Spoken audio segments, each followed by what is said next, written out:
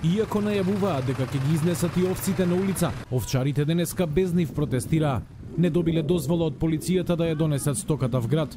И покрај тоа, тие од Велес уште еднаш ги пренесоа пораките дека со сегашната откупна цена на јагнето не можат да преживеат. Бараат интервентна помош од државата и покривање на разликата од откупната до производната цена. Пресметале дека во загуба се речиси по 1 евро од килограм. Треба да исплатат за тоа што ако сакаат да имаат овци во Република Северна Македонија. Ако веќе сакаат да имаат овци, ако не, овци ќе гледаат за жал само во зоолошка градина. Сточарите ги отфрлаат обвинувањата дека се партиски инструирани, не се согласуваат ниту со тврдењата дека прерано ги ојагниле овците, па речиси 1 месец пред Великден јагнињата прераснуваат и губат на цена. По нивна логика дека ние сме рано со јагнето, да, може би рано за Великден, ама кој кажува дека само за Великден се јаде јагнешко месо?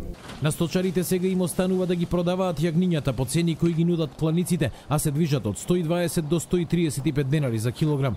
Сепак, од Министерството за земјоделие велат дека нема да дозволат сточарите да претрпат загуби, но мерките ќе следат по изборите. По завршувањето на откупот на јагне ќе се анализираат податоците од терен и по завршувањето на вториот круг на престојните претседателски избори, МЗШВ ќе излезе со соодветно предлог решение со цел сточарите да не трпат загуби од сопственото производство. Сточарите добија ветување дека субвенциите на оние кај кои се врши контрола ќе бидат исплатени во најкраток рок, а после пописот на стоката кој е во тек, субвенциите ќе доаѓаат само кај вистинските одгледувачи.